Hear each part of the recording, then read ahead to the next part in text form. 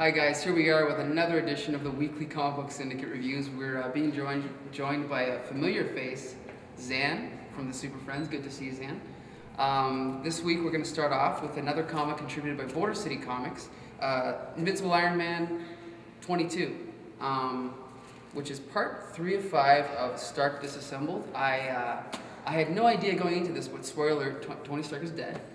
Yes, or comatose, if you will. Comatose. So in this issue, basically a bunch of different people work to bring him back to life. It doesn't really work. And it's awesome. In the opening recap, we get a great explanation of how they're going to bring him back. The only way to bring back Tony Stark is to shoot Thor's lightning through vibranium.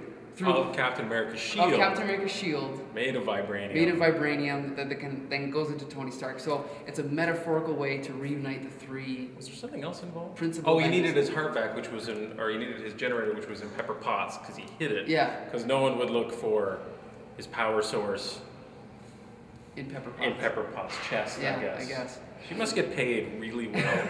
I would only imagine. The art was fantastic in this. Who was it? It's Matt Fraction wrote it, right? Salvador Larroca. He's a great artist. Did great work. Even just as Pepper Potts, there's a point where she's just gotten out of surgery. Oh. Okay. So Pepper Potts has just gone out of surgery, and there's a point where they brought back Ghost, who's been part of Thunderbolts, and everything they've done actually with Madame Mask and all that stuff in this series has been great. Because the one thing I've always thought about Tony Stark and Iron Man is they actually did a much better job in the movie than they ever did in the comics. Mm-hmm. And they've made all these villains great through everything that they've done with Osborn in the Blackest Night? Is that what it's called? Spider-Man? Blackest Night, yeah. No. Siege. Yes. Siege, which comes from Disassembled is a throwback to the Avengers title and all that sort of stuff. But even though Marvel and DC have both been doing these huge epic stories that keep going and keep going and keep going, not giving anybody a break, this is actually a good Iron Man title. And beautifully, I have to say something about the coloring though. Sure. Without that coloring, this book would not flow the way that it does. It's excellent coloring.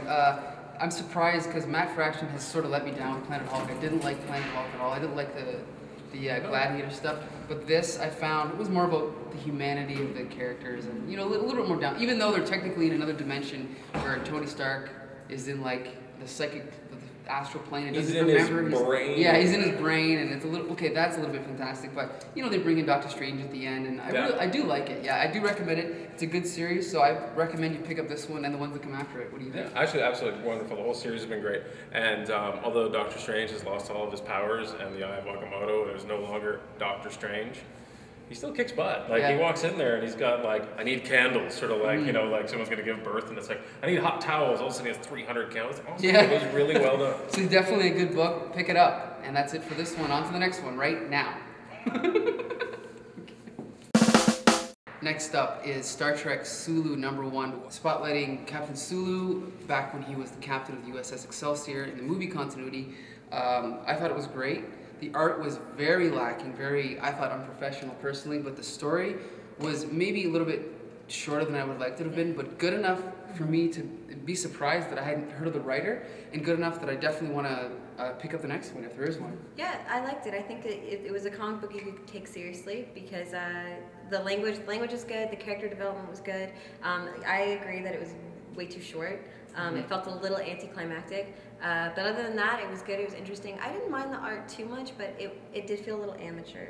The art is very IDW. It looks exactly like Spike. It looks exactly like Angel. Thick lines, thick inky lines. For me, the story was it was not calculated enough. It's almost like they set him up. Oh, we knew exactly what was going to happen next, or at least I did. Yeah, the climax was definitely not a big surprise. I mean, it wasn't ingenious what happened, but at least I like the way they sort of looped it back to the beginning. It's a very Star Trek story. Yep, so overall I recommend it. Yeah, and having not really been a huge Star Trek fan of like that storyline, I still got into it and I still would want to read more of it. So you recommend it? I do recommend it. Great. Jolie? I'd recommend it. Alright, on to the next one. Okay, for our last review, Blackest Night, Power of Shazam, #48. Really quick explanation, DC is publishing what would have been the issue after the last issue of a bunch of series that they've canceled. So this one is a Blackest Night tie-in. It's not really about Captain Marvel, which is a little bit confusing. It's about Osiris. It picks up where 52 left off. This character has been killed by his best friend. In this issue, he comes back from the dead and has a chance to redeem himself. Again, another surprisingly good story. And really good art. I really like the texture of this art. And overall, complete story, beginning to end. You can pick it up. You don't really need anything else, and anything you do need is explained in it. So I do recommend it. It's surprisingly good. Jolie, what did you think? Like Star Trek, I looked at the cover and I was like, oh, Osiris. I don't know who he is, but he's rising from the dead. And I read the story and he starts out dead, but I know that he rises from the dead, so it wasn't really a surprise at all. I did enjoy the art a lot, actually, but the story was, it's like they resurrected a dead character to kill him again. Spoiler alert. Spoiler alert. Michelle, what do you think? To be completely honest, I really liked it. I liked that it had a beginning, middle, and end, and I liked the story.